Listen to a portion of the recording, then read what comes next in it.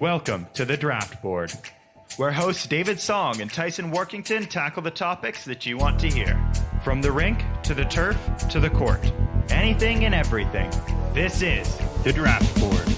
All right, ladies and gentlemen, boys and girls, welcome back to the Draft Board. We are hoping that you're enjoying the NHL playoffs, the NBA playoffs, perhaps Major League Baseball regular season for all you baseball fans out there. WNBA getting going as well. We certainly hope that everyone out there, all you sports fans, are taking advantage of this embarrassment of riches almost of sports that's on. And also a shout out to Team Canada from rallying back from an 0-3 start to win the IIHF World Hockey Championship as well. I think, Tyson, that's a very overlooked tournament in the hockey world because it doesn't include the best players from each country, but nonetheless a great achievement for Canada. Nonetheless, I believe this is their first win in several years. I think so. 2016, and of course, Calgary Flame, Andrew Mangiapane played a major role on that team, and you always love to see that if you're a Flames fan, which I am. Yeah, absolutely. Andrew Mangiapane looked really good that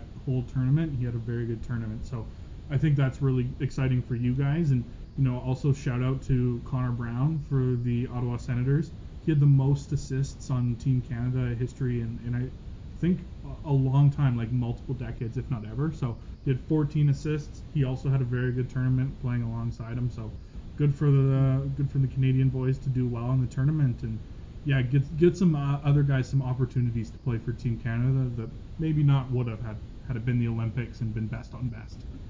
Now, fun fact, when I was a first-year student at the University of Calgary, one of the student union representatives was a former high school hockey player named Connor Brown. I can confirm it was not the same person. Not the same person? No, but it's just a fun little thing I think of whenever I think about Connor Brown, the NHL player.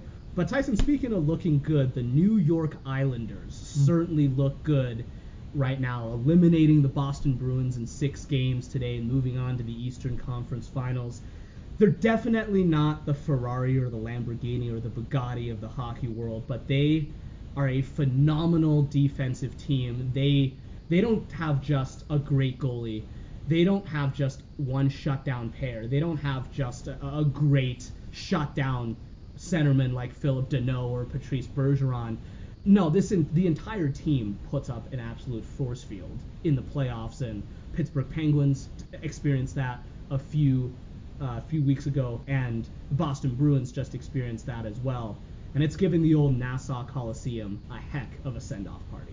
Yeah, it is. For those of you who may not know, the Nassau Coliseum, the home of the Islanders, is going to be kind of retired after this year for the Islanders. They're going to be moving into Belmont Park, which is a newer, upgraded arena, which the Islanders desperately needed. They've had some issues with their home arena for a handful of years, briefly moving to Brooklyn a couple of seasons ago. So, it's good for the Islanders to remain on Long Island, because I think, Billy Smith said it best in 1980 when they won the Stanley Cup. Billy Smith, Hall of Fame goalie for the Islanders, won 4 cups. He was asked, how does it feel to finally bring a Stanley Cup back to New York? And he said proudly, it's not on New York, it's on Long Island. And there's a difference there, and I think it's important for the Islanders to stay on Long Island and not necessarily be a part of Brooklyn and greater New York City area. So, after the beautiful Stanley Cup runs in Nassau Coliseum with Brian Trottier, Dennis Potvin, Mike Bossy, handful of legends definitely playing for that team, unfortunately, there was some ownership issues that plagued the organization for a handful of years, including a famous incident with a man named John Spano who illegally ran and bought the team, and then the FBI got involved. That's an adventure if you have a few minutes of Google searching on your time. Yeah, and they also did a 30 for 30 ESPN episode on it, so check that out if you ever have enough time. But, this is a proud franchise, a proud history, and, this is a proud organization, and they love Nassau Coliseum, even if it hasn't been necessarily maintained as good as it probably should be. But, it's a good send-off for a historic NHL building for the Islanders to be able to have fans back in the building after COVID has kind of gone through everything that it's gone through in the last season and a half, and it's really special for the fans to be able to see the Islanders win playoff games in Nassau Coliseum once again. And against some of the bona fide stars in the NHL as well. Right. Sidney Crosby, Evgeny Malkin, Chris Letang. Last round, Patrice Bergeron, Brad Marchand, David Pasternak. This round, what strikes you, first of all, what strikes you is that New York Mainlanders does not have the same ring to it. Right. But also what strikes you about the Islanders is that they don't really have any star players. Their best forward, Anders Lee, suffered a season-ending injury earlier on, so he's not able to be with them. And when you think about guys like Ryan Pulock, Brock Nelson, Josh Bailey, Anthony Beauvillier, some of these are very good hockey players, but they're not your A1 Nathan McKinnon, Sidney Crosby type superstars. And yet this team, Tyson, I think it's a very unified team because they, like we said before, they really play incredible team defense so far this postseason. It is a 6-man unit, goalie and the 5 men in front of him. And in the series clinching game against the Bruins today, if you watch the highlight pack, you see multiple excellent stick checks, diving poke checks by guys like Casey Cizikas, a bottom 6 forward, to deny prime scoring chances by Boston. Brock Nelson twice made an excellent stick check at least twice, I should say, made excellent stick checks to force neutral zone turnovers on the Boston Bruins, which are always very dangerous, and he cashed in on those chances a couple of times. Tyson, we were joking before the episode, the New York Islanders play so defensive that they must have something like a 75% conversion rate on their high danger scoring chances. Right. We don't have numbers to back that up, and it's definitely hyperbole to some extent. Right. But nonetheless, this is a team that has they've shot the puck in a very clutch, timely manner. And even though you look at their goaltending situation, like Semyon Varlamov is a talented goalie, but he's getting older. He's battled injuries and inconsistency. They don't have an Andrei Vasilevsky, a Carey Price, a Philip Grubauer, a Marc-Andre Fleury to hold down the fort. And what's impressive about that is they haven't needed any of those guys to shut down some of the most offensively talented teams in the NHL. Yeah, no, it's very exciting to kind of like see that, and very good to notice like how committed they are to defense. And also this team has loads of character. And like guys like Matt Martin and, you know, Cal Clutterbuck, Casey Cizikas. Cal Clutterbuck, what a hockey name. What a name. Like Jean-Gabriel Pajot. Like these guys, they're high character players. Like I understand that Anders Lee is the captain of the Islanders, but there are a handful of players that, you know, they could be alternate captains or captains on any other teams just because they have such high character in their room, and there's so much leadership in that organization as well, from the top down through Barry Trotz and Lou Lamoriello. Like they're such a great group as a whole. I think it really emphasizes how much they are as a team has contributed to winning. Maybe because, you know, they don't have the greatest talent, like you mentioned. They don't have a $10 million superstar, but they have committed team character, and they're committed to their plan, and their plan is to play excellent defense and convert on scoring chances. And if I'm not mistaken, we are in for a heck of an Eastern Conference final where these Islanders will try to defend the Coliseum one more time against the Tampa Bay Lightning, the defending Cup champions who are as deep as they've ever been. There were some salary cap shenanigans with Nikita Kucherov conveniently returning at the start of the playoffs. That maybe is a topic for another time, but I think Tyson, this will be it has the potential to be a really, really good example of, or a showcase of whether or not Captain America's shield can stand up to Thor's hammer, with the Lightning being the hammer, because the Lightning are so incredibly deep. They do have a $10 million superstar in Nikita Kucherov, or at least he's good enough to be that. Yeah. They have Steven Stamkos. They have Victor. I think their defense, though, like when David Savard and Mikhail Sergachev are your third pair, that's fairly ridiculous, to be honest. And with again, guys like Alex Killorn, Andre Palat, Braden Point, Yanni Gord, all of these players providing offense, providing two-way play. I think the New York Islanders will have their hands more than full, but at the same time, the Tampa Bay Lightning might face a unique challenge in this stifling defense, and we will see who prevails. Yeah, it'll be exciting. It's definitely a strength on strength situation, so it'll be a good series. So, and I think you're right. Like after this round, they reseed based off of points. So I think the winner of the West will play Montreal. I believe that's how it's going to be organized. So yeah, Right. It'll be definitely exciting to see strength on strength, the Islanders versus Tampa. And speaking of strength, here's a strong off-season move. We're going to go back to the NFL for a little bit here after we haven't really talked much football in the last few weeks, but Julio Jones is a Tennessee Titan now, and I'm sure that, first of all, for the Atlanta Falcon fans out there, this is probably a very bittersweet feeling after falling short in that one Super Bowl that we don't talk about, but also just having that team regress significantly from that point on, with Julio Jones finally getting tired of Atlanta and wanting out, and that being fairly well documented, and this drama of where's he gonna go, what is he gonna net on the trade market.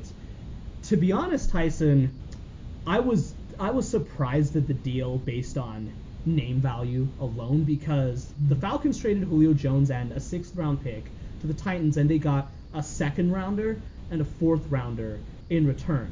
Now, on its face, any trade involving a 7-time Pro Bowler for that kind of a relatively modest return seems absolutely ridiculous, but at the same time, Julio Jones he's on the wrong side of 30. He's had hamstring issues, and he has a fairly significant cap hit as well, like at 32 years of age.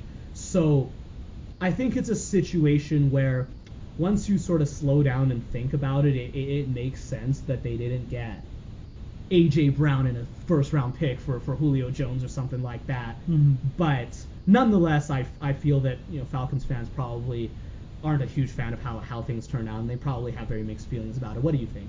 Yeah, I would probably tend to agree with that. Like I'm a little surprised that Julio only got a 2nd, but again, what I think about wide receivers is that they're the most dependent position. Like, with a running back, for example, they depend on the O-line. The quarterback to pass the ball, they also depend on the O-line. And the wide receivers, they depend on the offensive line to protect the quarterback, and they also depend on the quarterback to, throw the ball their way. But in also some instances, they require another receiver to help them. So like a clear out route or a different scheme to help kind of lead the defense one way or another. So wide receivers is the most dependent position, but they also have the biggest chance for boom potential, like skill players, and you can kind of see guys who are really good at catching the ball, can make amazing plays. So it's a little bit interesting to kind of see like position value here is a little bit. I think wide receivers are, a position that is maybe not as they're not as valuable as a quarterback, but maybe not as valuable as we originally thought, because they're a little bit, more dependent on other things. But it's still Julio Jones.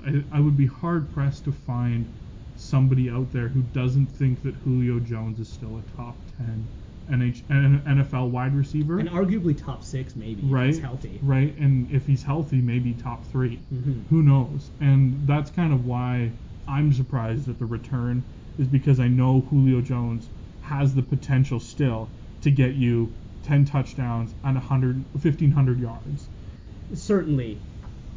Now, I think the counter argument going the other way involves in part what we alluded to before. That $15.3 million base salary is definitely a significant number. Also, his age and his less than stellar injury past over the last few seasons. I think these are all relevant factors, and there's an argument here that I think that holds water, that the Falcons would rather have cap relief and some form of a return this year versus a first rounder, because clearly they were not able to get a first rounder on the open market despite pushing for that kind of a return. Again, it sounds wrong because of how good Julio Jones can be when he's 100% or even 90%, but I was someone who had an emotional reaction to it at first, and I was thinking, wow, Atlanta got fleeced. But then as I thought about it and I read a couple of articles, I considered the factors, and I was like, okay, there are definitely reasons why Julio Jones didn't net A.J. Brown in a first-round pick or something like that. But what do you think? Obviously, we have to assume that he's going to be healthy, but in Tennessee, just think about this. You've got Derrick Henry in the backfield. Ryan Tannehill has had a resurgence at quarterback. That's what happens when you get away from Adam Gase, I guess. Yeah. But even though Ryan Tannehill is not exactly Patrick Mahomes, he's an athletic quarterback. I don't think he lacks for arm strength. And a play-action attack with Derrick Henry keeping the defense honest and Julio Jones one side, A.J. Brown the other side of the field, sure sounds good to Titans fans, I imagine. Yeah, I would imagine. Like, I'm sure a lot of Titans fans are extraordinarily happy about this move, because it definitely signifies to their organization that they're focused on winning. And, a big thing for the Titans especially is being able to try and come back in games. Like, it's really easy when you have Derrick Henry to be able to run the ball, hand the ball to him 25 times a game, and kind of chew that clock, especially in the fourth quarter when the defense is tired and they can just, go for 4, 5, 6 yards a carry and just run the clock and keep the ball, keep the time of possession on their side, and not give the other team another opportunity to try and score. But when they're coming back from behind, it's really hard to establish a run game because teams don't have to respect it because they know you have to get yards. And it's especially difficult, like 2-minute drill, almost all teams abandon the run in the final 2 minutes. So I think that's definitely an area where the Titans have struggled in the past, is definitely those 2-minute situations before the half or the end of the game when they're maybe down and they need to pass. And, all the metrics tell you that Ryan Tannehill, since starting in Tennessee, is a top 10 quarterback. Like, he's around 8-9 for things like QBR, touchdown to interception ratio, and passing yards. I think he's at 7 for that. So he's a really good quarterback for the Titans, and he definitely is a little bit more than a game manager. But maybe now that he has Julio on that one side and A.J. Brown, who had a very good season last year despite playing hurt most of the year, I think that's a very dynamic opportunity for Ryan Tannehill to pass the ball. Now, they lost Jonnu Smith to Patriots, obviously, this free agency period. But, it's another weapon for Ryan Tannehill to be able to throw the ball and also take another guy probably out of the box to give Derrick Henry more opportunities and a better chance to run the ball. It's certainly a very good plan in theory. And one thing I'm curious to see, although this may or may not affect the Titans' offensive success in general, is what happens to Julio Jones' touchdown numbers. Because a criticism that's been leveled at Jones in the past, I don't think it's fair, but nonetheless, Julio Jones does not catch as many touchdowns as you would expect for a receiver of his overall skill, and particularly for a receiver of his stature, 6'3", 220 pounds, 40-inch vertical, screams red zone threat. In most situations, I think that when Julio Jones came into the league, there were probably more than a few people that made the comparison to Megatron, because he's close in terms of size, speed, and athleticism. But Julio Jones, shockingly enough, only has had one 10-touchdown season ever. That was his sophomore year, 2012, where he had 10 touchdowns to go with 1,198 yards. Since then, his highest number of touchdowns has been 8. Now, in the past, I've heard a lot of haters try to diminish him for that reason, saying that he doesn't make an impact scoring-wise that he should, that, Antonio Brown's a better receiver. Gee whiz, see how that sure aged well. Yeah. Although, with Antonio Brown, that's not exactly an issue of talent. It was an issue of his mental health and overall life state. So we're not going to talk about that here. But two things while we're on this topic. First of all, I think the touchdown argument is quite flawed, because even if you're not catching 15 touchdowns a year, when you're putting up 1,800 yards like Julio did in 2015, or when you're putting up 1,600 plus yards like he did in 2018, 1,400 plus in each of the 2 years in between, you can't argue that. That's absolutely elite. In 2018, Julio Jones, many of his 8 touchdowns came in the second half of the season when he, if memory serves, led all NFL receivers in second half touchdowns. He just had a bit of a slow start as far as the red zone. But having said that, what I want to learn is whether or not playing in a Titans offense that has Derrick Henry to threaten defenses in the red zone and A.J. Brown to threaten off the other side, whether Ryan Tannehill will look Julio Jones' way in the red zone perhaps more than Matt Ryan did in Atlanta, and if so, if he is able to go up and not just stretch the field like he did in Atlanta, but dominate the red zone like he can. Yeah, that would be, definitely something to look for. In Atlanta, they drafted Calvin Ridley, who now is probably going to be the number 1 receiver. Calvin Ridley last year with Julio had 9 touchdowns. The year before he had 7, and in his rookie year he had 10 touchdowns. So, just in the last 3 years, that's an example of a very good, high-quality wide receiver who also needs to get his targets, and he's having high touchdown numbers. And his yards, for example, in his first and second years were 821 and 866. So he had probably more touchdowns than you would expect for yards, whereas Julio, he was having more yards for touchdowns. So it was kind of a situation in that what I would think is that Calvin Ridley was more of a red zone target for Matt Ryan in Atlanta than Julio Jones was. And that's probably just the way that the offense was designed and how they did the play calling and kind of that offensive scheme. And you would have to imagine more than a few times they used Julio as a decoy, knowing that teams were going to double him, especially in the red zone. Yeah. And if Calvin Ridley's open, why don't you throw it to him? Exactly. And that's part of the one reason why Atlanta has had such a good offense in the last few years is because people are paying so close attention to Julio that Calvin Ridley goes wild, and then they go after Calvin Ridley because he had a good game, and then Julio has a really good game. And with the character of Julio, he's not particularly, diva-oriented where he demands the ball every play. But, yeah, I think with the Titans, if they can somehow get an opportunity for them to use him in the red zone and, pair him with A.J. Brown on kind of one on one side, one on the other side, get him some single coverage, man, that screams danger for any defense. And it screams to the opposing DB core of any team that you are going to have a rough day. A.J. Brown is built like a big running back. Yeah. Julio Jones has almost that Megatron body type. They're both extremely strong, physical, and athletic. And you know what? If I'm opposing NFL cornerback, particularly on a press coverage team, I'm not looking forward to playing the Tennessee Titans at all. No, definitely not. And if you're playing press coverage, you're also going to have to be expected to stop the run in some situations. And we all know that cornerbacks love to stop the run. Well, some of them maybe do, but listen, Derrick Henry's never fun to tackle. Yeah, no, Josh Norman can tell you everything you need to know about tackling Derrick Henry.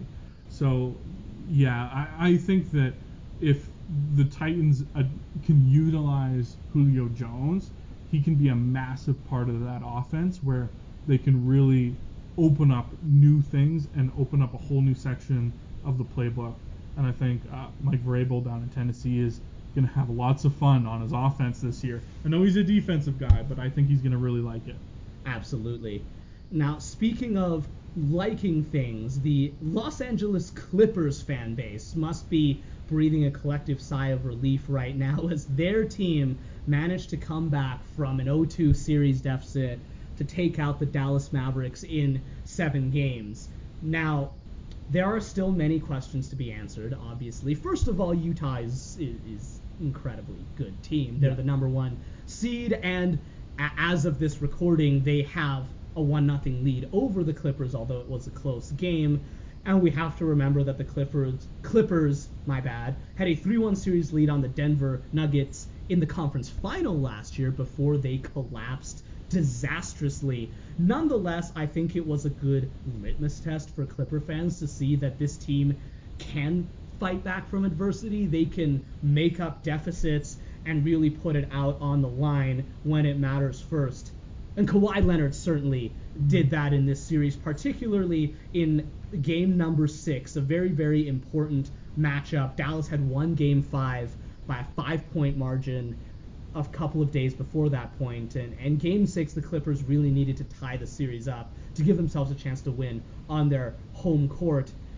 And Kawhi Leonard put up 45 points on an insanely efficient 18 of 25 from the floor, added 6 rebounds, 3 assists, and 2 steals as the Los Angeles Clippers, escaped with a 104-97 win.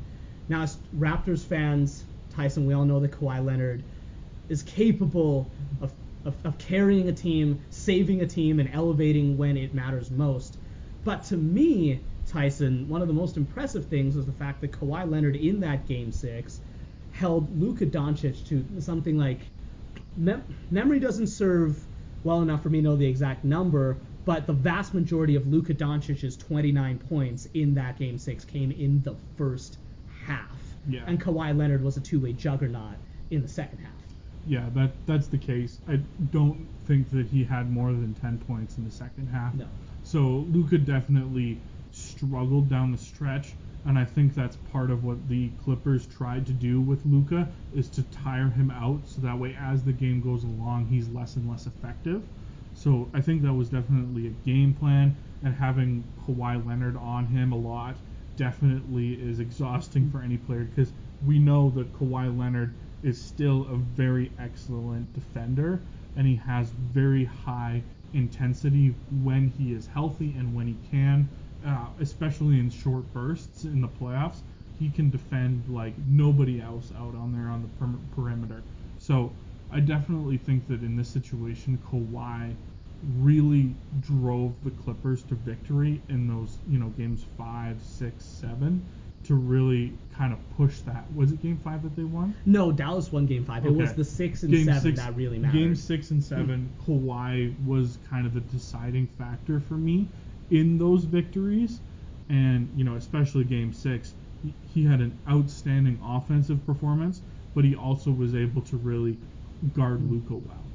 I think if anyone forgot what the Claw was capable of, they were well reminded in that series. Now, Game 7 was a very interesting ride. I watched that game, and it was certainly a roller coaster because Luka Doncic returned to form in a huge way in that game. 46 points, 17 of 30 from the floor, 5 of 11 from 3.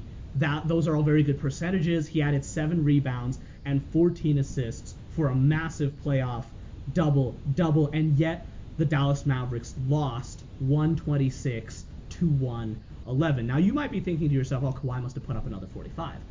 Well, he actually didn't in Game 7, as many basketball fans know. He, quote-unquote, only scored 28 points. That's a ridiculous-sounding statement, but he only scored 28 points, still extremely efficient, 10 of 15 shooting. Kawhi definitely impacted the game in plenty of other ways, though. He added 10 rebounds, 9 assists, 4 steals, and 1 block. So he was all over the floor, impacting the game in almost every single way.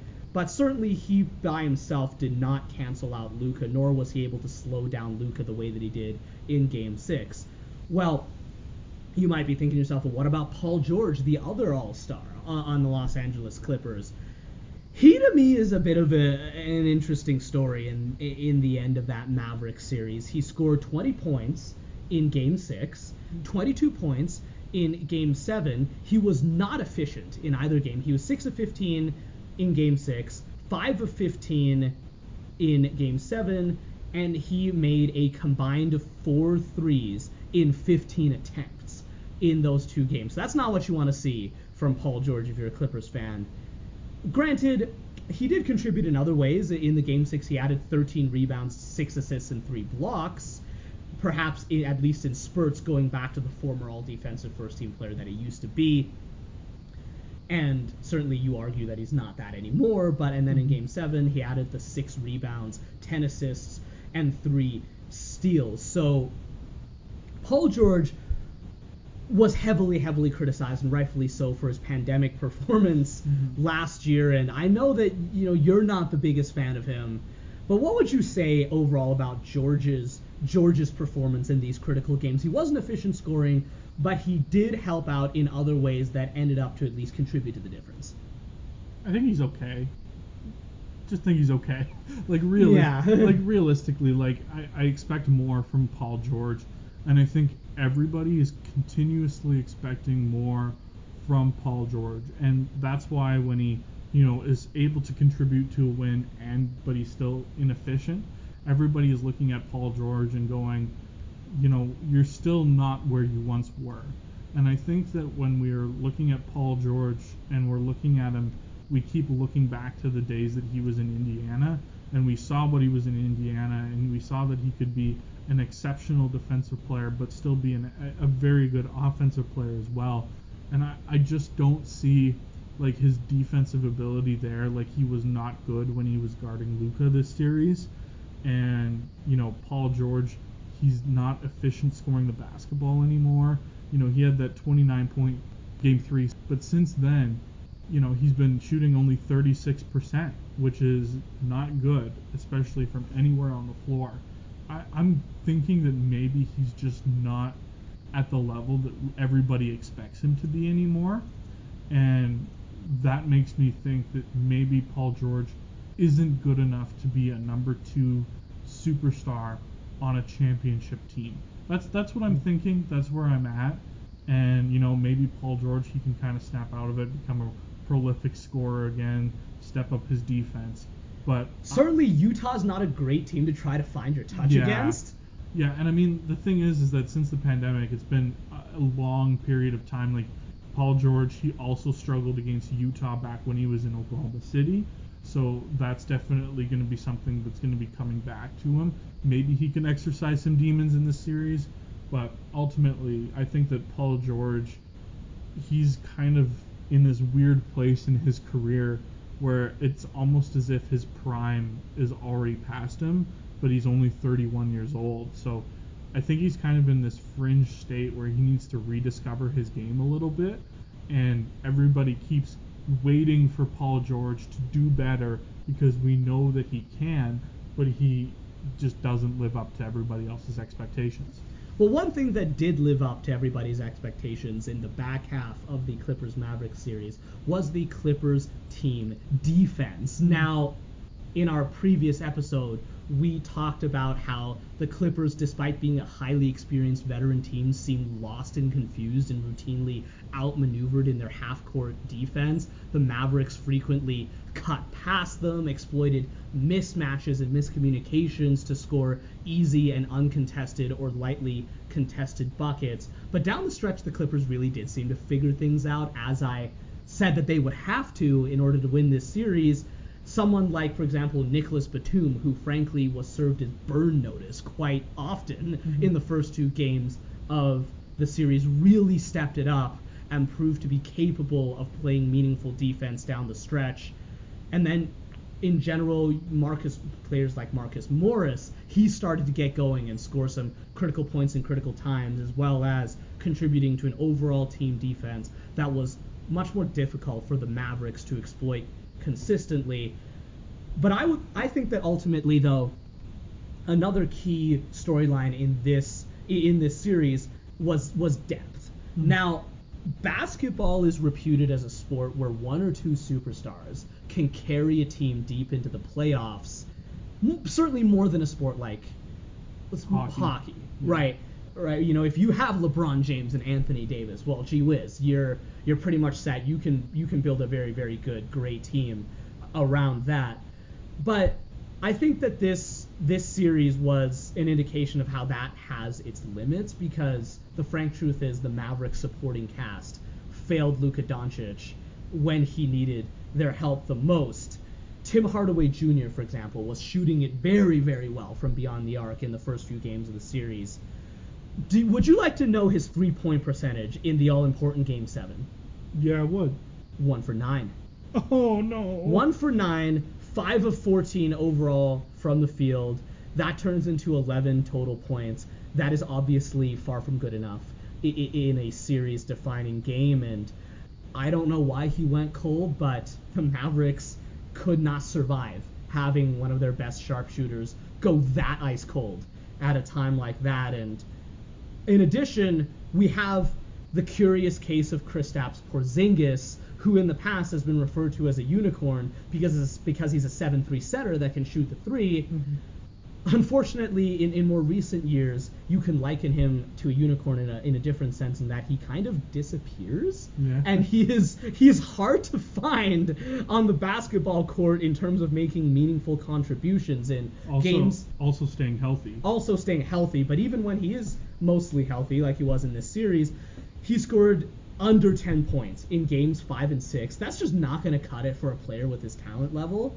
And granted, they seemed to try to involve him in the offense a lot more in Game 7. He had 16 points, 6 of 12 from the floor, and he was definitely more proactive than he was earlier in the series. He was cutting for dunks and layups a lot more often, and Boban Marjanovic managed to find him for some of these plays as they rolled this super jumbo package to counter the Clippers small package. And Porzingis also added 11 rebounds in Game 7, so he certainly made an impact on some ways.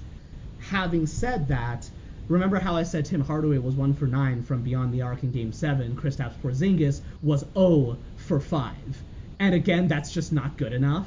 And I think that in a series where Kawhi Leonard was excellent, Paul George at least was contributing in multiple categories with 2 double-doubles in the final 2 games, and I talked about Marcus Morris Sr. earlier, Nicholas Batum's improved defense. Reggie Jackson had 25 points in Game 6 and 15 points in Game 7, giving the Clippers an extra spark.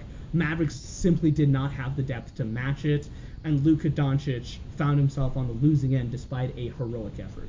Yeah, that's kind of what happened, and like they lost by 15 points, so if they make, they lost by 15 points, so they make 5 threes.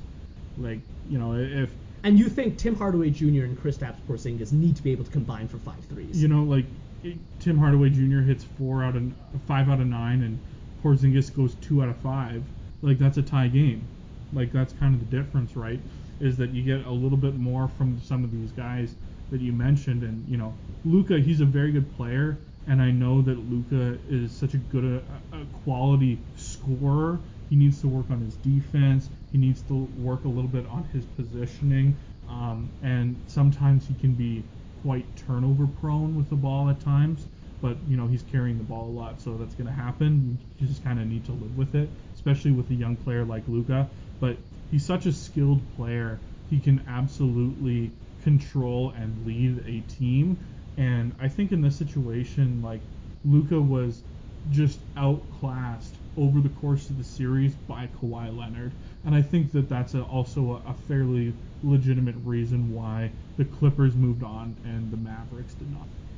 The thing about Luka Doncic is he's only 22 years old, which is ludicrously young for a guy who is putting up 40 spots in the playoffs at times against very, very good competition. And Tyson, we were talking about something before the show that I think is worth discussing on the show, that you think Luka's upbringing and basketball experience in Europe contributed to this. Absolutely. I look at NCAA basketball, university basketball, and I look at, even like high school basketball in the States, and I see how these players are being developed and being played, and they're very much similar in kind of being made in the mold of a Russell Westbrook type, a Kyrie Irving type. Which we all know Russell Westbrook's your favorite player. Oh, absolutely, right? Not really. No. So, like, these guys, they have immense God-given talent that are just well and above their peers, as it would be. So these great, gifted basketball players are being taught to use their skill and to develop their individual skills and just go and get buckets every chance they can, because if they can do it, why won't they do it? So you have all of these individual skills being developed in the United States, where it's all about shooting and ball handling and certain drills and being able to get to the bucket and to be able to get tough layups and different spins on the basketball, so that way, they can manipulate the backboard in whatever way that they need to. And this is all good development, but these kids that are being developed in basketball, they're not being taught how to play with others. They're not being taught about basketball systems and different formations, especially because what a lot of really good high school basketball players are being taught is essentially just run man-to-man defense, and your athleticism will just smother the player no matter what, because you're so much more athletic than they are. So it's just man-to-man defense, and it's just individual skill to the max. And that's kind of what has happened in basketball, where you get these guys that are going through the high school system. They come in, they're really highly rated recruits because they have all of these great individual stats, and they have 1 year at college and then they're done. And sometimes in the case like with James Wiseman, he only played I think 2 games for the Memphis Tigers before going to the NBA draft. Like, these players are not given enough time in college to develop an understanding of how basketball works. And even sometimes in the college game, the college coaches, they use their best players because they're the best players, they're the highest recruits, and they know that they only have them for a year. So they use them in a way that is very similar to how they were being used in high school. So they just put the ball in the best player's hands, let him run the offense, and he's going to score 30 points a game because that's what they need him to do. And that's kind of what happens in American basketball. Luka was not brought up in this system. He was playing professional basketball in Europe by the time he was 15. So this means that because Luka was playing for a professional team and a professional organization, he had to learn the offense that the team was running, especially because he was so young. His skill level wasn't far and above his peers because he was playing with professional basketball players. Adults. So Luka was having to grow his skill and his game in order to fit within the system that they were playing at the time, but also he's learning other systems. He's learning how to play basketball.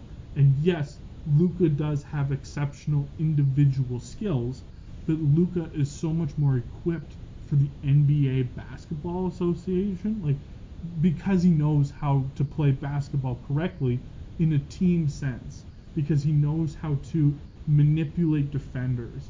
He knows how to bring a player here to this section of the court so that way I can go to another area that's open and maybe hit a pass. Wait a second, are you meaning to insinuate that the game of basketball is actually a team sport and is more than just ISO drills at the top of the key?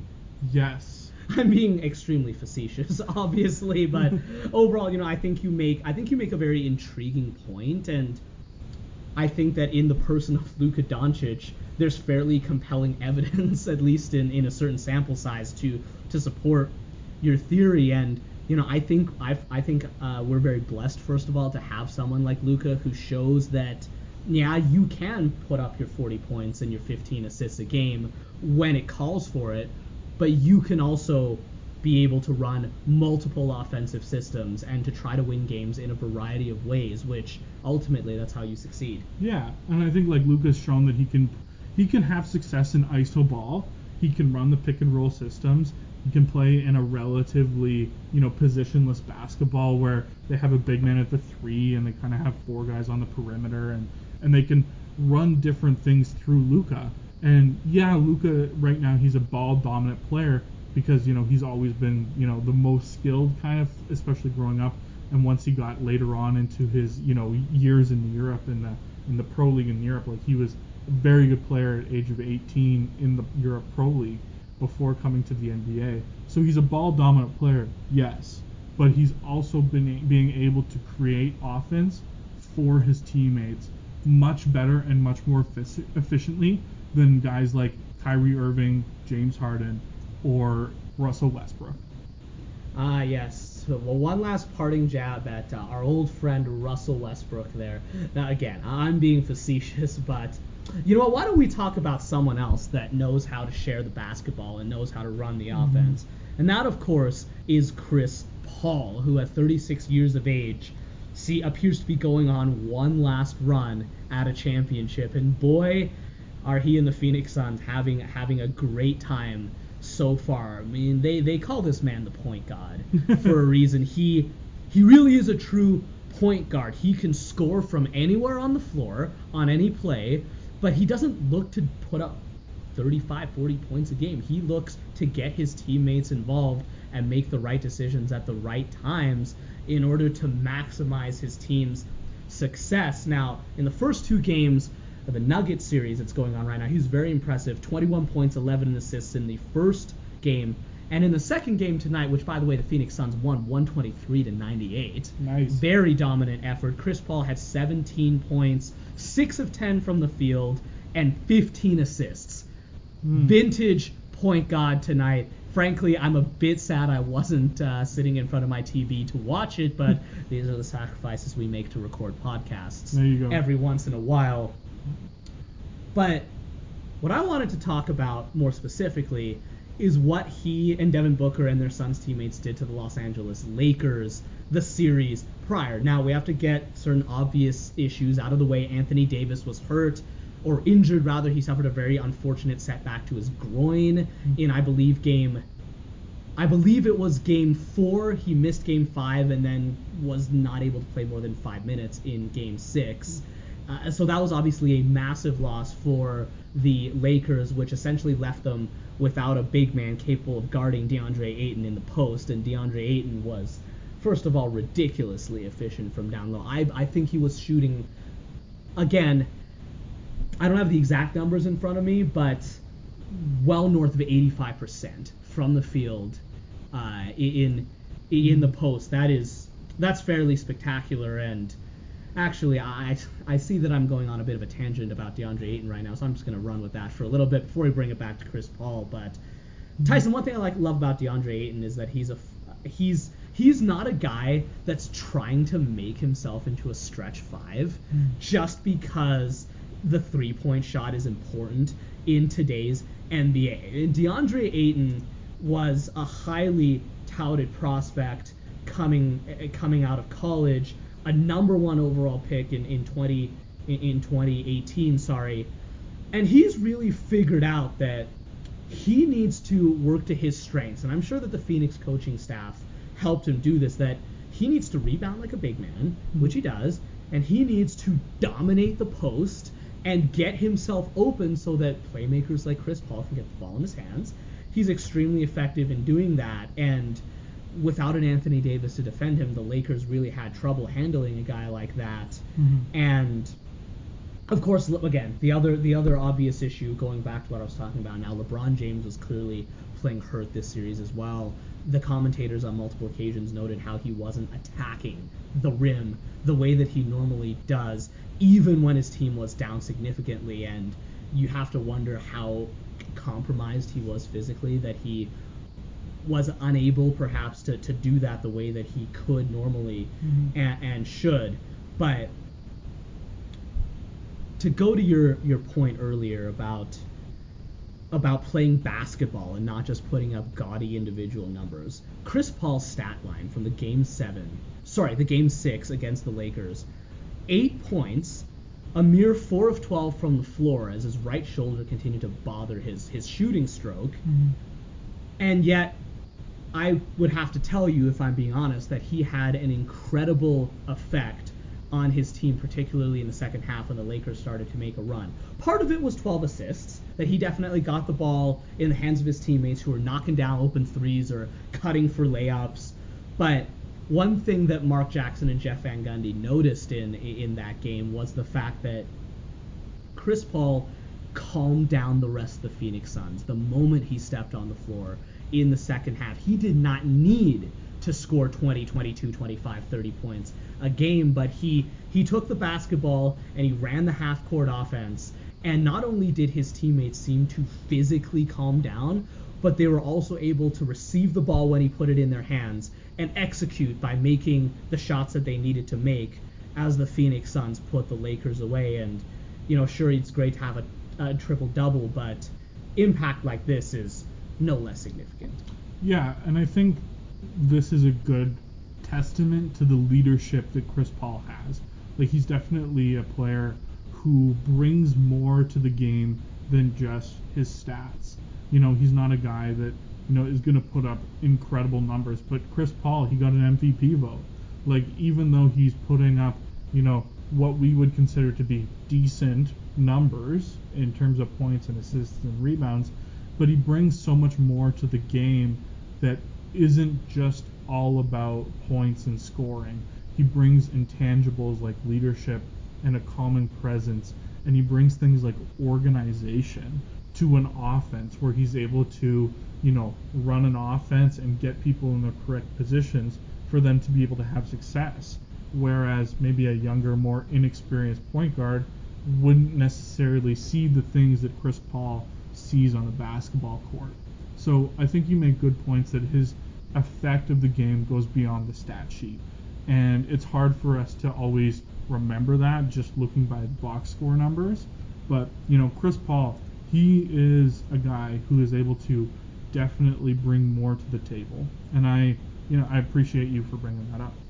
Another thing, though, that I really need to bring up is what Devin Booker did in that Game 6. Now, it was a 113-100 victory for the Phoenix Suns. As I said, Chris Paul very modest scoring in that game, partially due to his nagging injury. But frankly, as I was watching that game, I thought to myself, Devin Booker must have been watching Luka Doncic, and he said, hold my beer.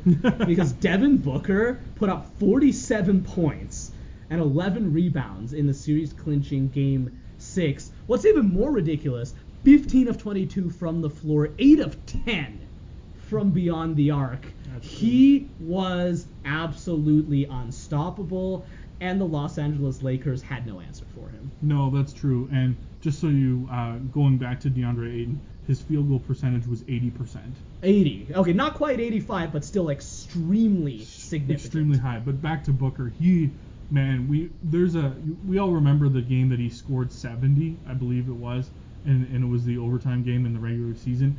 And the general criticism for him was he's just a scorer on a bad team. He's just a guy who can get buckets on a team that doesn't win because they don't have anybody else to pass the ball to. And I think that this, playoffs is really showing the rest of the NBA and kind of the rest of the media, no, he can score when the games matter on a good team. And, Devin Booker is kind of going to be that guy that's going to lead the Suns in scoring because, Chris Paul is not. And, because Devin Booker has the ability to shoot the three, like you mentioned, very well from beyond the three-point line, he's going to put up more points than DeAndre Ayton would. But, Devin Booker is definitely a player who has natural scoring abilities, and it's really good to be able to see him do it not just in the regular season, but when the games really start to matter in the playoffs. I think he has a really bright future ahead of him. He looks like he's going to be a really good scorer for a long time.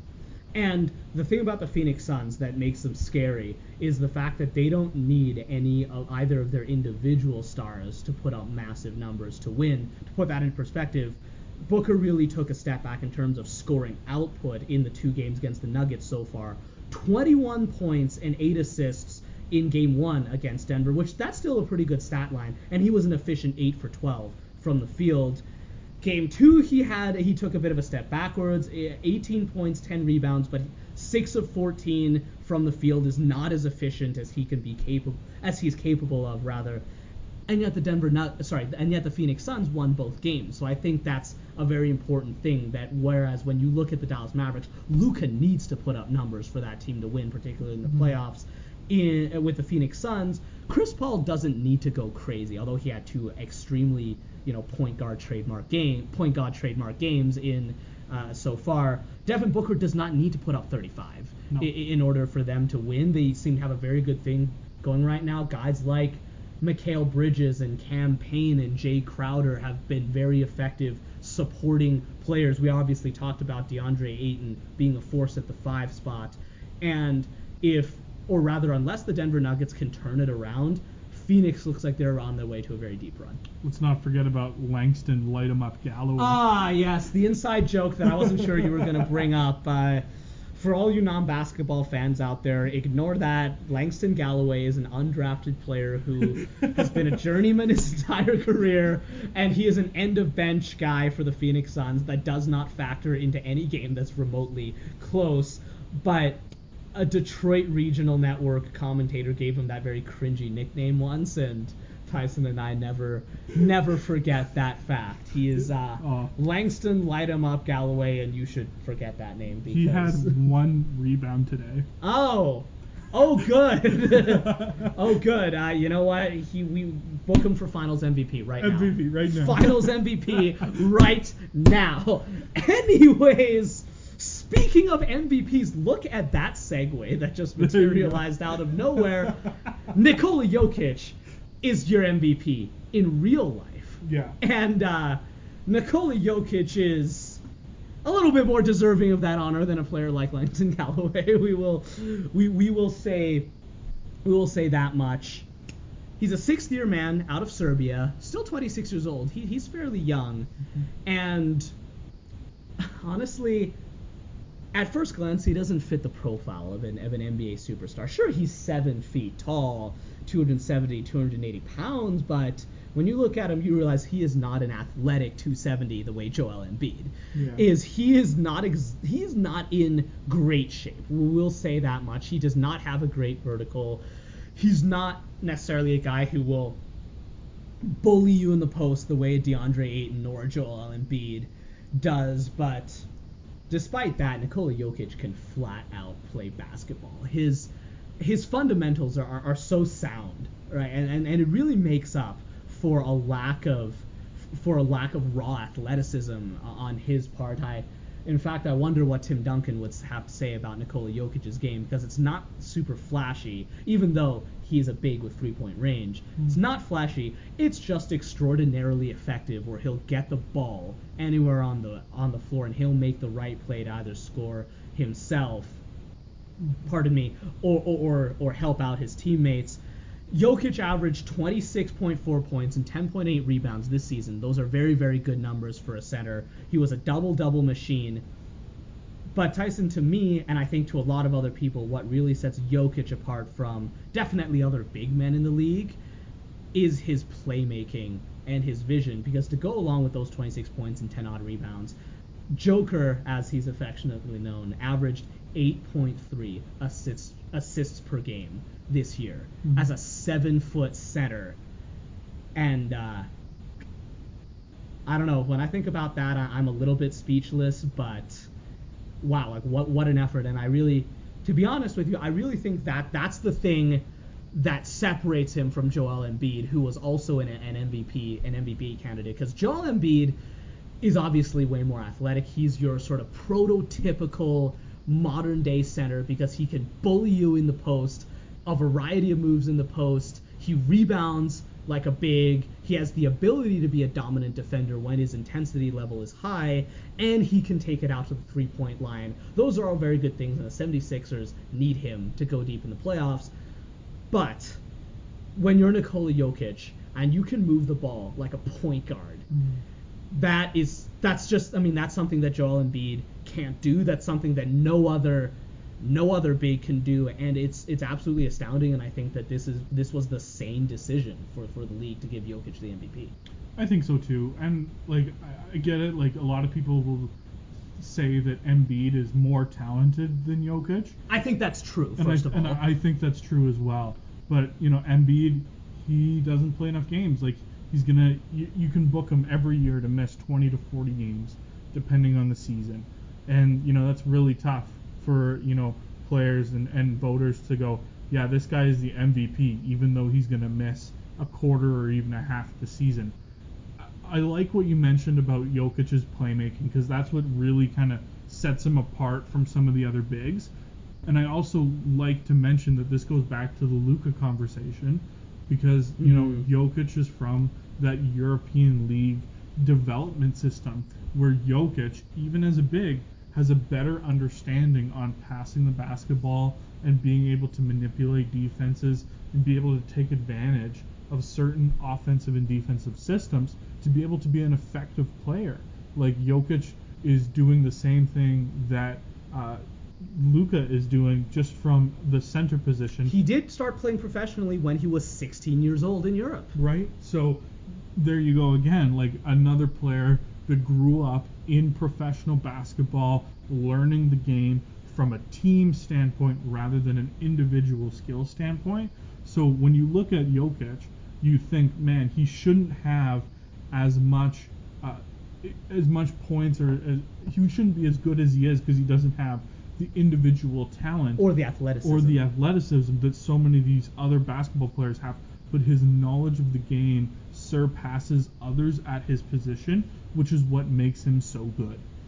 And certainly he came from humble beginnings, unlike someone like Luka Doncic. He was a former 41st overall second-round pick in the 2014 NBA draft, with translation, the NBA draft's only 2 rounds, and he was literally the bottom of the barrel at that point when he was drafted. Averaged 10 points per game in his rookie season. Very, very modest, and back then people criticized his lack of athleticism. He's like, who is this guy? Will he ever amount to anything? But over time, it appeared that his fundamental understanding of the game just continued to develop with good coaching, obviously.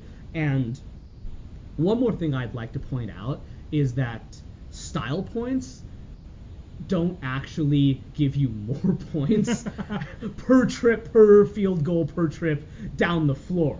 Right, people will say that Embiid is more talented. Okay, sure. If you want a flashy highlight reel or a more entertaining fan experience, I think Joel Embiid will give you that. Joel Embiid's version of 25 and 10 is he will drive the ball down the floor and windmill dunk it down somebody's throat, or he will murder a guy for an offensive rebound and put it back over him.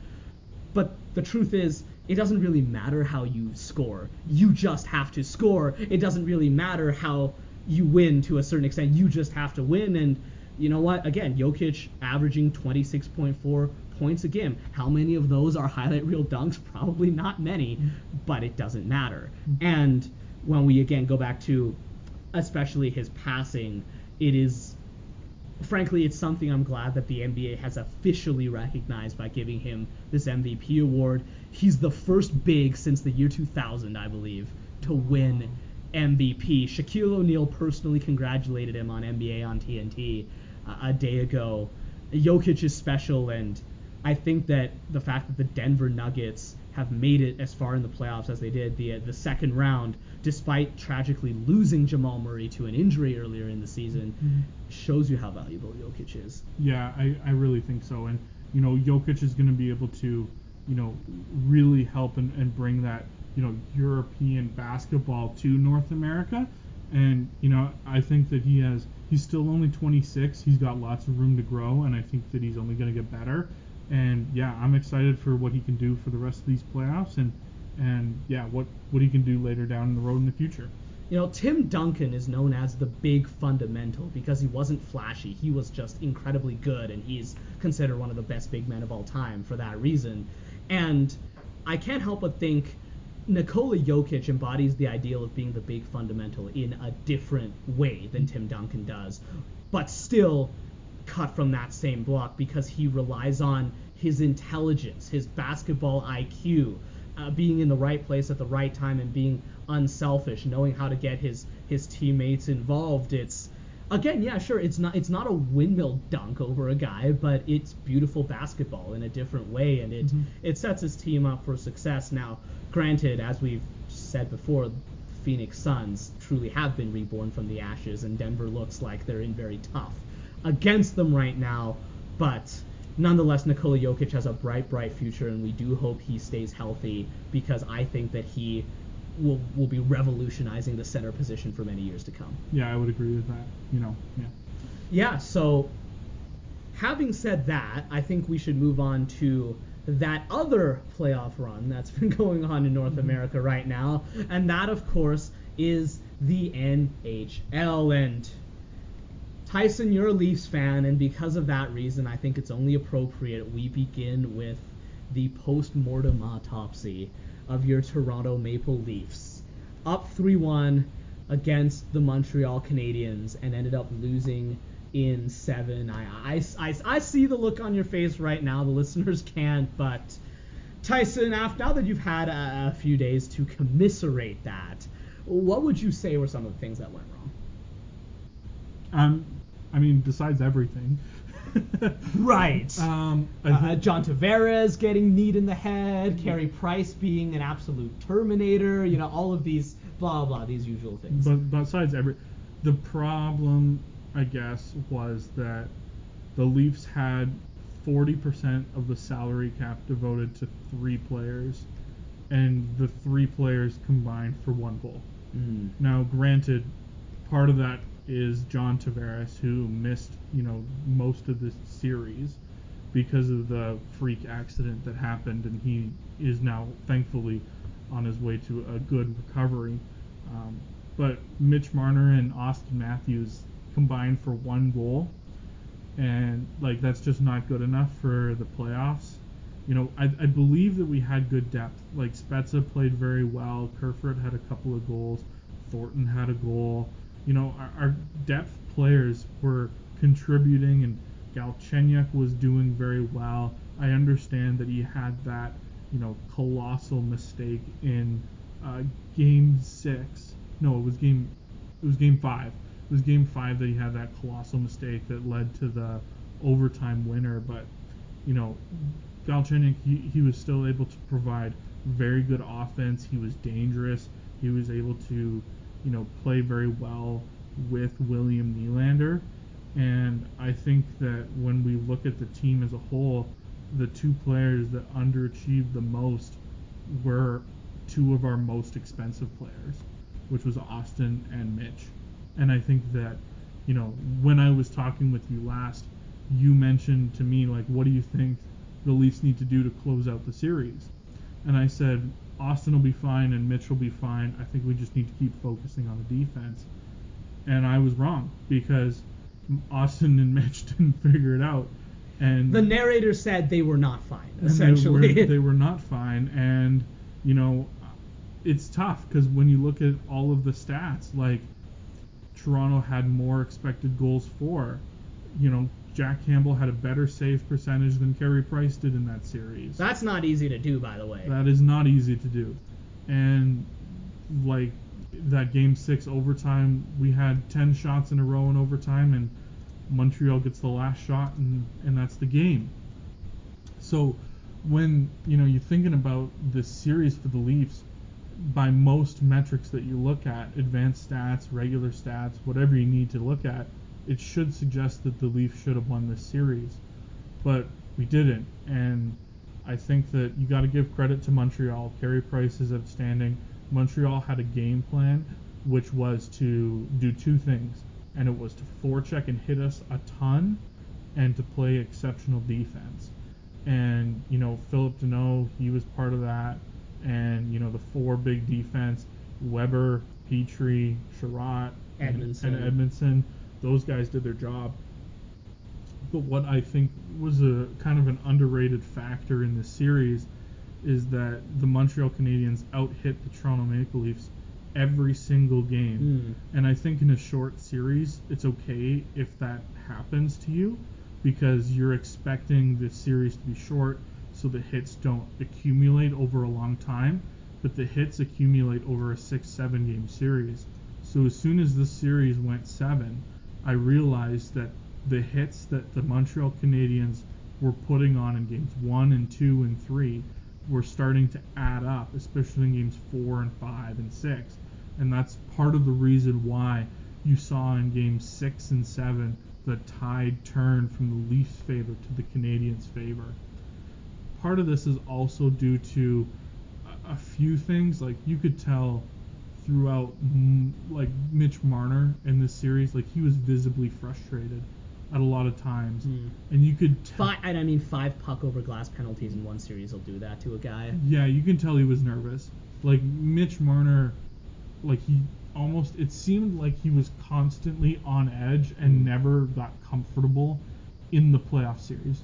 He was just constantly trying and fighting to make an impact, and he just wasn't able to, and that frustrated him to no end. And I get it, because Mitch Marner, He's a good player. And Austin, he had his chances, but he just wasn't able to capitalize. And I know for a goal scorer that gets into you mentally, in the belief that you can't buy one. It seems like shooting 3.3% in the series for Austin Matthews, it's not good enough. And going into Game 7, after the emotional debacle of the overtime in Game 6, I think it was already sealed. Going into that game, especially in the first period, you could see just by watching the Leafs, they didn't have any emotion, they didn't have any life, and they didn't have any fight. And Montreal believed they were going to win, and Toronto was hoping they were going to win. Yeah, I think I agree with most of what you said. It's a bitter pill in the long line of many bitter pills that Leafs fans have had to swallow for the last several years. And I do want to get some things out of the way that, like you said, first of all, credit to Montreal. Carey Price is a Terminator. When he's on his game, he's unreasonably good. And as you were saying, when Toronto was dominating the flow of play for long stretches of particularly Game 5 and Game 6, and Carey Price just erased the Canadiens' mistakes and shortcomings time and time again. We have to give credit for that. It is definitely not the first time a hot goalie has stolen a playoff series, so on and so forth.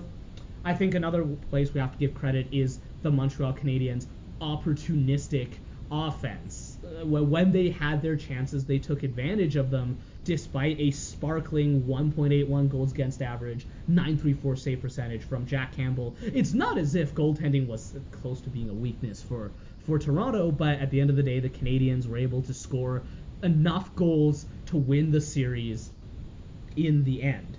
And even though, frankly, I don't really like the term choke, I think that's a term that I think fans will throw around because, it's harsh, it's sarcastic, it's incendiary, and if you don't like a team, it feels really good to say that they choked and that they collapsed and everything. But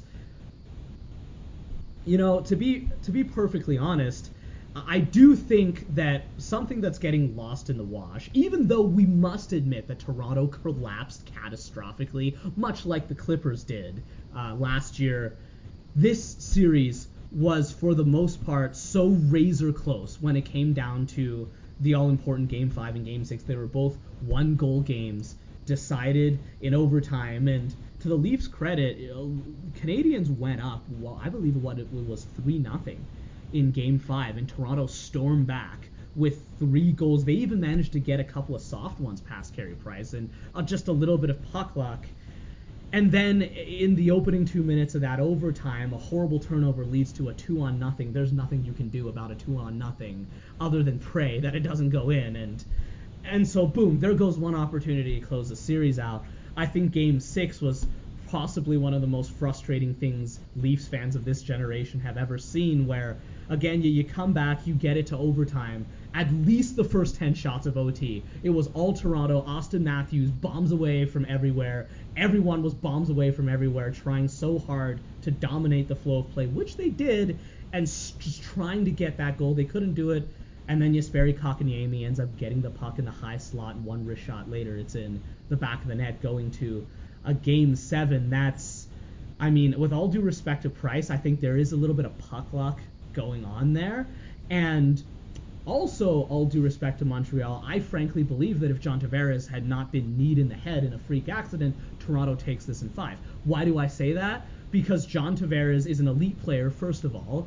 Having 2 number 1 centers to deal with would have made Montreal's life a lot more difficult because there's only one Philip Deneau and one Philip Deneau line. And because Games 5 and 6 were so razor close, and frankly so was game number 1, also a 1-goal game, I believe that John Tavares would have been able to generate enough offense for the Leafs to get one more goal than they did in either Game 5 or Game 6. And if that happens, Toronto was moving on. So, I don't know. I am a bit biased because I'm not a fan of the Habs at all, but I do think the Montreal Canadiens fans out there need to put this in perspective. And I understand why they wouldn't, because Toronto's a hated rival, but I honestly think that we need to look at the facts of the case sometimes and realize that for all the Canadians did right in terms of physicality and fundamental defense and elite goaltending and self-belief, of course, that they ended up having a bit of luck go their way, and that John Tavares is a massive loss both on the ice and psychologically, and it really was that close, and that is of little solace to Leafs fans and the Leafs organization, but at the same time, it's something worth mentioning and remembering. Yeah, and I think that's good to put it in context. And I'll give a little bit more context to the Montreal Canadiens. They won 3 games in a row to stave off elimination against us. And then they won Game 1, obviously, against Winnipeg. And we're going to get to Winnipeg in Game 1 in just a minute here. But that was the first 4-game win streak for Montreal in over 2 years. Wow. So it just happened to be the first 4-game win streak in over 2 years comes when they're facing elimination. So I think that you're right in a little bit there, that it seemed like the stars sort of aligned in Montreal's favor a little bit. But also to kind of give it the other side of this context, before the season started, when Brian Burke was still at Sportsnet at the time, Brian Burke was talking about it, and he said that he believed that the Montreal Canadiens were built the best out of all of the North teams for the playoffs. Interesting. Right? And I mean, now, is this because their blue line averages 225 pounds? Or I'm being facetious, but explain. I mean, Brian Burke, he definitely loves his truculence, and he loves his size and his toughness. As do I, but... Right, and yeah, I like big defensive too, right? So it's always good to see a good hit. But Brian Burke, he made kind of the point that he thinks that they're the best because of the way that they addressed certain needs. In the offseason, they made the deal and the sign with Josh Anderson, who added a goal-scoring punch, and physicality. And physicality, very exactly. They got Joel Edmondson as well. They still have Carey Price, but they also then got Jake Allen. I think with Joel Edmondson, which we obviously discussed in our panel with Cam, who is no doubt, Cam, if you're listening to this, you are living it up right now, and we'll see what happens next. But Joel Edmondson, it was very interesting that the Montreal Canadiens saw something in him, and they signed him, and he took his game to another level this year, being a rock-solid physical shutdown defenseman. Another one I'd like to add, which I'm sure you're going to get to, is Tyler Toffoli, not only for his goal-scoring ability, but for that championship pedigree, the 2 Stanley Cups with the Los Angeles Kings, certainly brought leadership and poise to a very, very young team. Absolutely, no doubt, and that definitely helps for the Canadiens, but again, the big thing that the Canadiens were relying on going into this playoffs was their 2 young centers, Kotkaniemi and Suzuki. And I think what we've seen in the playoffs is that Kotkaniemi and Suzuki, they're good players, and they were able to outscore Matthews and Marner. So I think that when we look at the Canadiens and we look at how they were built, they were designed to be a tough team, a rugged team, and a defensive team, which doesn't always lend itself well to the playoffs. But then in the case of the New York Islanders, it does. Right. Well, the New York Islanders were the 4th seed in the there you go. in the East Division. So teams that are more built for tough defensive play maybe struggle scoring in a more freer, more penalty-filled regular season. But when the calls get closer, teams get more defensive. Some of these teams like the Islanders and the Canadiens and even the Los Angeles Kings of the 2012-2014 era, those types of teams are built for the playoffs and not the regular season.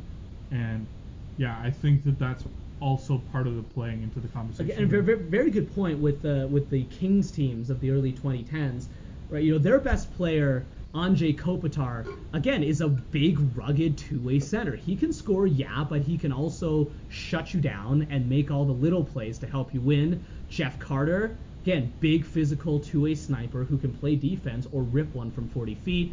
Jarrett Stoll was kind of like a bigger, stronger, grittier Philip Danault, where he and his line could smother any top line essentially with a pillow in the playoffs over the course of a 7-game series or shorter. So I think that's a very good point, and certainly Montreal put that to full effect against the Winnipeg Jets, much to the chagrin rather of Jets fans and myself. But the Winnipeg Jets come in here with the ultra rare 8-game postseason. They sweep and then they get swept. It's kind of interesting, and they certainly weren't able to get up much going in that series against Montreal, scoring 4 goals in their last 3 games. That's 3 goals in their last 3 games. That's not going to cut it. That was obviously, a lot of that was Carey Price. A lot of that was that rugged defense core shutting things down.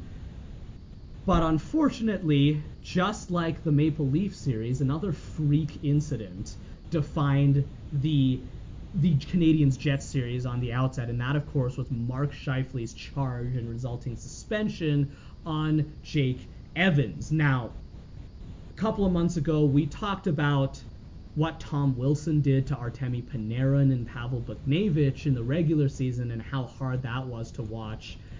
Folks, if you haven't seen Mark Scheifele's charge on Jake Evans, it's almost even more difficult to watch.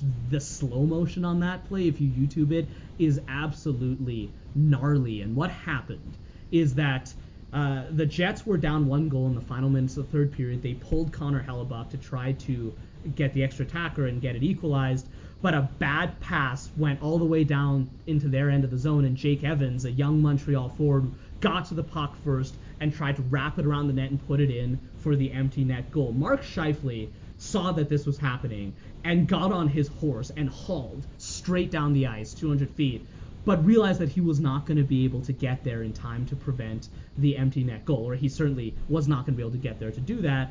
And so he put the body on Jake Evans, and Mark Scheifele is 6'3", about 210, 215 pounds. Jake Evans, much smaller than that. I believe he's definitely under 200 pounds. He's under 6 feet, and Scheifele ragdolled him. He went 200 feet down the ice, and he absolutely ragdolled him. The slow motion's absolutely gnarly.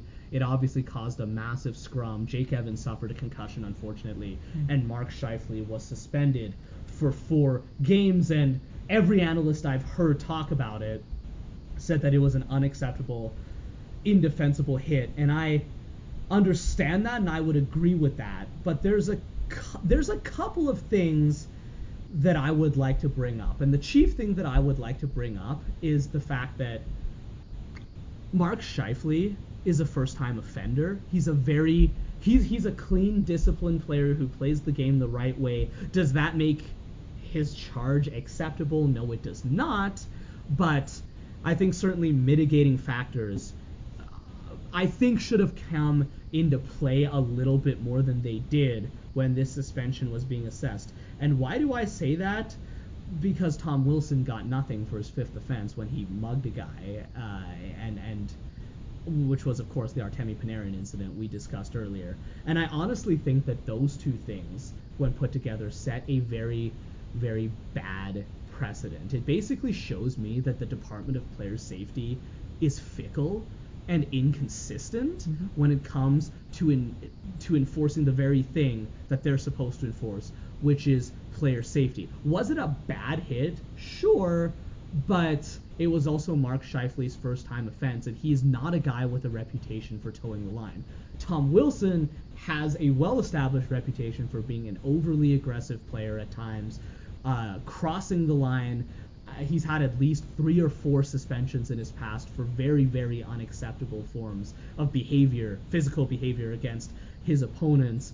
And I understand that the Montreal Canadiens and their fans are fired up about the Scheifele hit, and that they obviously think that the 4-game suspension was well-deserved, and maybe a lot of them wanted more and something harsher. But listen, when we pull it back and we look at it from 30,000 feet, when we look at it from the big picture, I think that the root cause of the issue here is actually the Department of Player Safety and its apparent inability or unwillingness to consistently enforce the thing that they're supposed to protect. Interesting. There's a lot to digest there, and first off, I want to say that I agree with you on the player safety aspect. I think that the inconsistency that the Department of Player Safety has shown has proven that George Peros, the person in charge, is not suitable for the position. I do not agree with the inconsistency that has been with certain players getting certain suspensions and Tom Wilson getting nothing. I think that, George Peros is, more primitive to certain situations than certain players than he is to other players.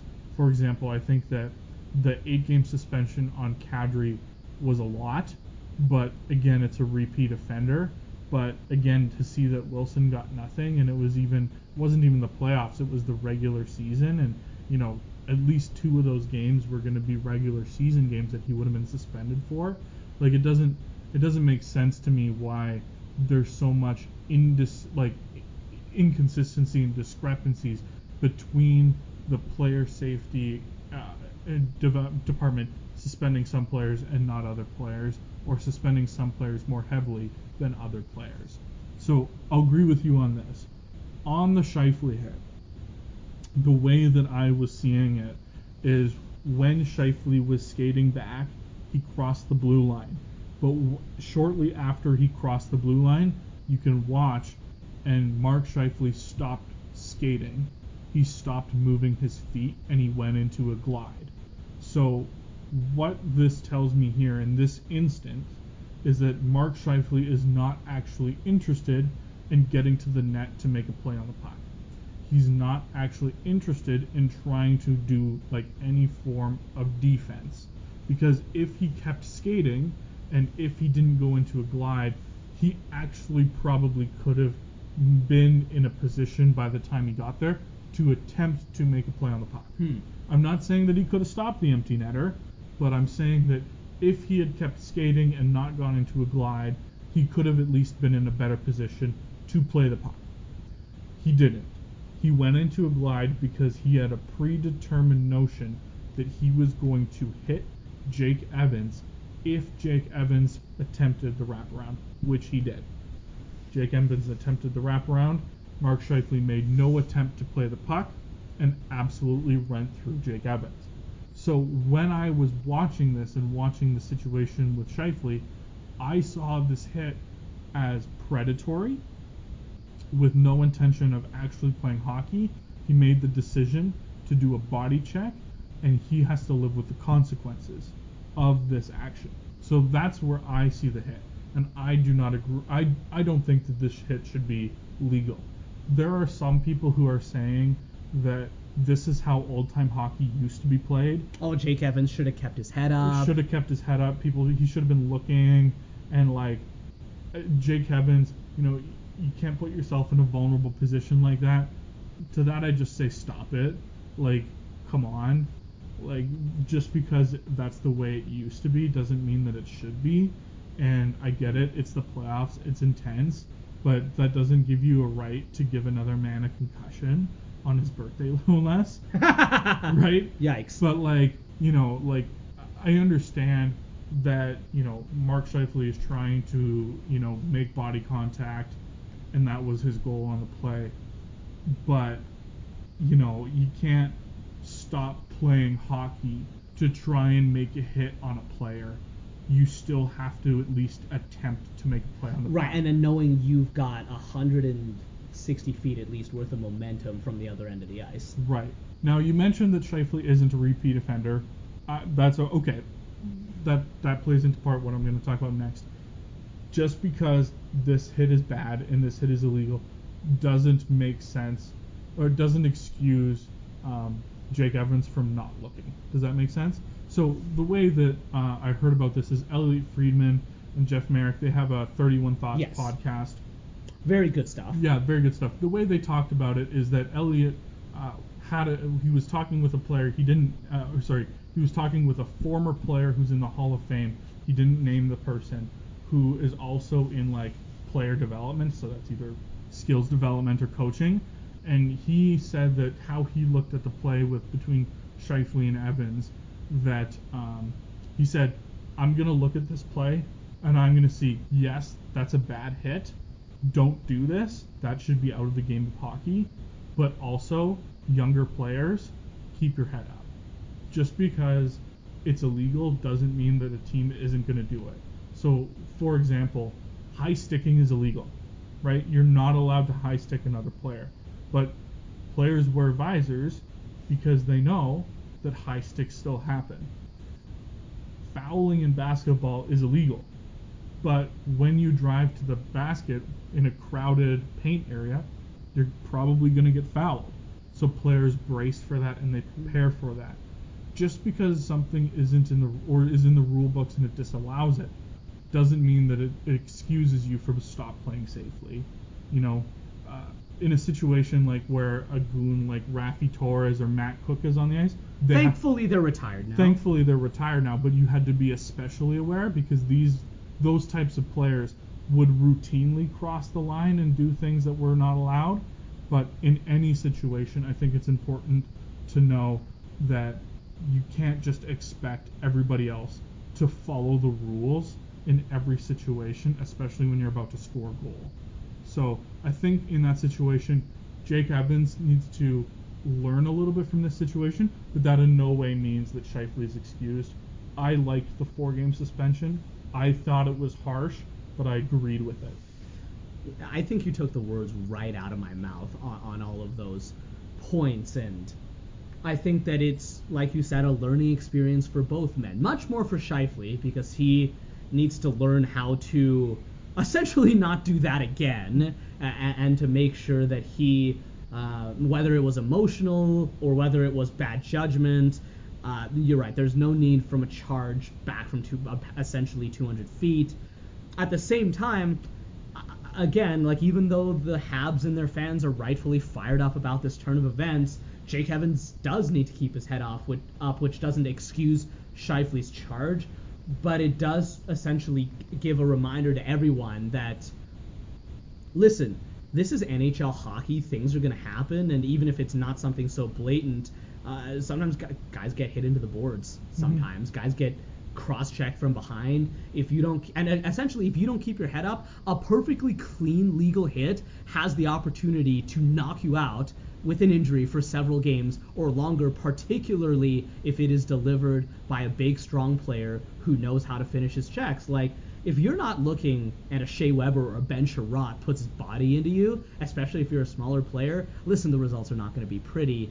And it could be a perfectly clean hit. That doesn't mean it's not going to hurt, and that doesn't mean that it lacks the potential to injure you. And so if you want to, A, keep yourself safe, and B, make it harder on physical players by minimizing their physical advantage, you have to play with constant awareness. That's kind of what you sign up for when you join the National Hockey League. And yeah, I would fully agree with your conclusion there. Now, really quickly, I did want to go on to our final subject of the night, and that, of course, is the Vegas Golden Knights. See what I did there? Gene Principe would be proud. So, earlier on in the month of May, the Colorado Avalanche were looking like maybe the only team who could take on the Tampa Bay Lightning punch for punch. They have a massive top line. Nathan McKinnon, Mikko Rantanen, and Gabriel Landeskog are game changers individually. Together, they form one of the best lines in hockey. They have a fast, mobile defense, including Cale Makar, a Norris Trophy finalist, which, by the way, is the trophy for the best defenseman in hockey a particular year. Philip Grubauer, Vezina Trophy finalist, trophy for the best goaltender in the league, and a bunch of depth up and down their lineup, including guys like Valery Nichushkin, Andrei Burakovsky, JT Comfort, Tyson Jost. It's not exactly fair on paper. Like, Tampa Bay's not fair on paper. Colorado's kind of not fair on paper either. However, the same can be said for the Golden Knights if you're not undervaluing guys like Jonathan Marchessault and Riley Smith, and you realize that a guy like Alex Pietrangelo is still the stabilizing force he was in St. Louis. Max Pacioretty can still snipe like he did in Montreal. And most of all, I probably shouldn't say most of all. Vegas has a very good, well-rounded team. Again, Marc-Andre Fleury, another top-flight goaltender. And the guy I want to talk about specifically is former Ottawa Senator Mark Stone, who is the captain not just for his character and leadership, although he has plenty of that. He's flat out one of the best two-way forwards in hockey. Oh, look, another award I'm about to mention. The Selke Trophy for the league's best defensive forward alongside Patrice Bergeron, one of the best two-way forwards of this generation. And despite all of this, Colorado won the first game 7-1. It was a one-sided barn burner involving a Ryan Reeves suspension at the end. And Kevin Bieksa humorously said on Sportsnet that, you know what, it's time to cancel the playoffs and give the Stanley Cup to Colorado. And then everything changed when the Fire Nation, or in this case, the Golden Knights, attacked. If you don't get that reference, don't worry about it. But essentially everything changed when the Golden Knights attacked, and even though the Avalanche escaped with a Game 2 victory, 3-2 overtime, they were heavily outshot by the Golden Knights in that game. Close to a 2-to-1 ratio. The Golden Knights continued this dominance in Games 3 and 4, which they proceeded to win at home, dominating the flow of play, ultimately winning both games, and they won again in overtime despite it being a more even game in Denver and Colorado getting off to a much better start. And Vegas is poised to close out the Colorado Avalanche in Game 6 tomorrow night. It's Thursday night. And so one thing that I've noticed when I've been watching this series, and I think everyone noticed, is that Colorado, who's an incredibly fast, skilled team, they like to run and gun, get chances off the rush. Nathan MacKinnon is one of the fastest forwards in the league. Mikko Rantanen is fast too. They have a lot of guys who can make plays at speed. And like I said before, Cale Makar and another defenseman in Samuel Girard are incredibly good skaters who can either join the rush themselves or spring these forwards with great passes. They have not been able to do very much of that in this series outside of Game 1 and part of Game number 5. And why is that the case? Now, part of it is obviously an overall team defense. Much like the Montreal Canadiens, the Golden Knights have an excellent top four that's been stymieing and putting pressure on the Avalanche. But Mark Stone and his line mates, Chandler Stevenson and Max Pacioretty, appear to be doing to the MacKinnon line what Philip Deneau's line did to the Austin Matthews line in the Leafs series. Let me give you some numbers. Entering the Vegas series, Nathan MacKinnon was averaging 1.7 points per game in the postseason, which, by the way, ranks third on the NHL's all-time leaderboard, behind who? That would be Mario Lemieux and Wayne Gretzky. You know, a couple of overrated guys. No, I'm just kidding. Two of the best to ever play it, bar freaking none. Right, and you know, Nathan MacKinnon and his line mates were absolutely shredding it. Mikko Rantanen to date has 12 points in 9 games. Nathan MacKinnon to date has 13 points in 9 games. Gabriel Landeskog brings a lot of grit and leadership and physicality to go with that complementary offense. And what does this translate to? Well, in the playoffs, not against the Mark Stone line, Colorado, Nathan MacKinnon was generating 33.3 shots per 60 minutes and 2.59 expected goals per 60 minutes. These are just advanced metrics that are telling you how many shots are going on net in a regulation game and how many of those are expected to turn into goals. And then Mark Stone and his line mates happen to the MacKinnon crew. And take a look at this, folks. Like I said before, with MacKinnon not against Stone's line, 33.3 shots per 60 minutes, 32.09 scoring chances per 60 minutes.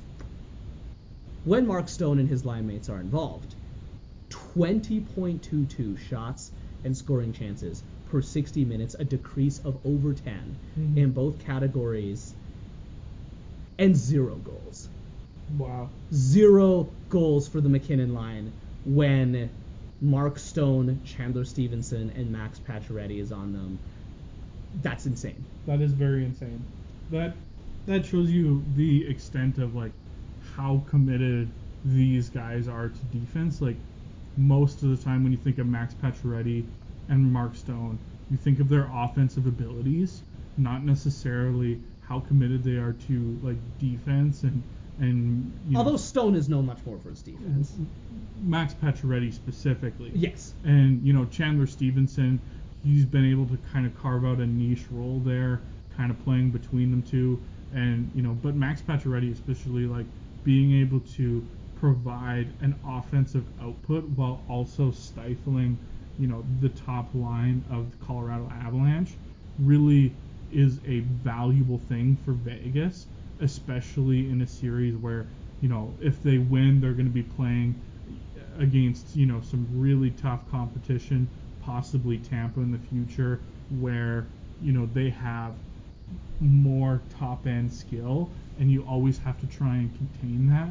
So I think with what Vegas has been able to do, especially because Fleury's been very good, it's been important to know that defense is something that this team has been committed to, and that's really something that Mark Stone emulates.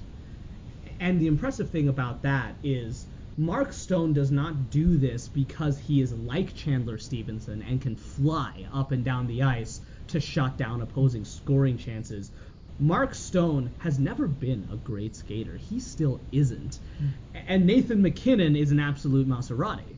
And so you might be asking yourself, if you're a hockey fan, how is this matchup fair? Nathan MacKinnon can skate circles around Mark Stone with ease. And he can.